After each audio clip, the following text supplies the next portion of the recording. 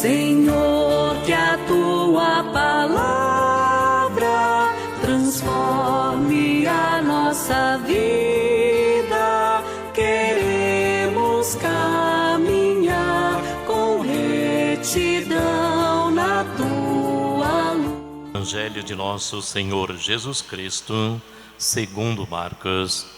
Naquele tempo, Jesus partiu com seus discípulos para o povoado ou os povoados de Cesareia de Filipe.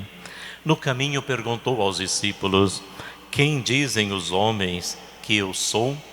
Eles responderam: alguns dizem que tu és João Batista, outros que tu és Elias, outros ainda que és um dos profetas. Então ele perguntou: e vós, quem dizeis que eu sou? Pedro respondeu: tu és o Messias. Jesus proibiu-lhe severamente de falar a alguém a seu respeito. Em seguida começou a ensiná-los, dizendo que o Filho do Homem devia sofrer muito, ser rejeitado pelos anciãos, pelos sumos sacerdotes e doutores da lei, devia ser morto e ressuscitar depois de 3 dias. Ele dizia isso abertamente. Então Pedro tomou Jesus à parte e começou a repreendê-los. Jesus voltou-se, olhou para os discípulos e repreendeu a Pedro, dizendo: vai para longe de mim, Satanás. Tu não pensas como Deus, e sim como os homens. Palavra da salvação. Glória a vós, Senhor.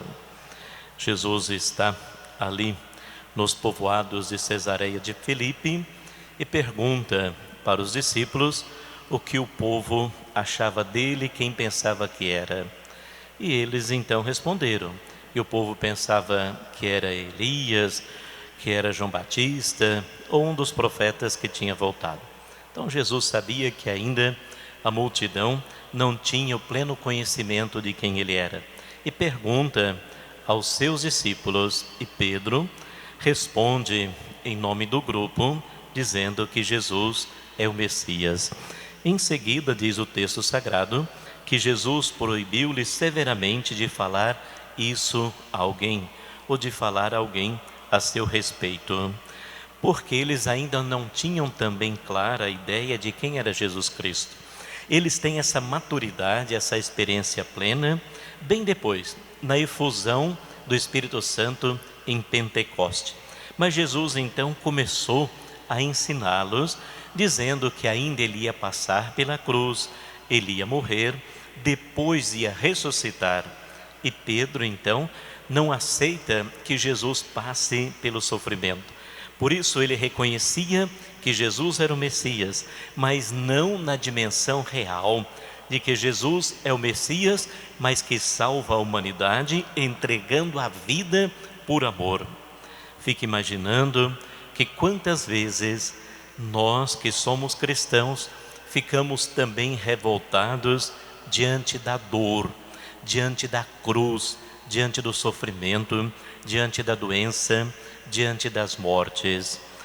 São experiências inerentes à natureza humana que Jesus assumiu para nos libertar de todas essas provações, de sabores da vida, mas devemos também viver na dimensão da fé. Quando aceitamos Jesus Cristo, nós aceitamos a sua vida inteira. Jesus Cristo é aquele homem-Deus que se encarnou, viveu entre nós, experimentou a dor, o vazio, o sofrimento, a solidão, mas que venceu tudo e vive entre nós e nos garante a eternidade. Por isso, mesmo na dor, devemos ter essa dimensão forte da fé, vivendo intimamente com o Senhor. A cruz de Cristo não foi em vão. A nossa cruz, a nossa dor e o nosso sofrimento, nada que nós passamos com fé será em vão.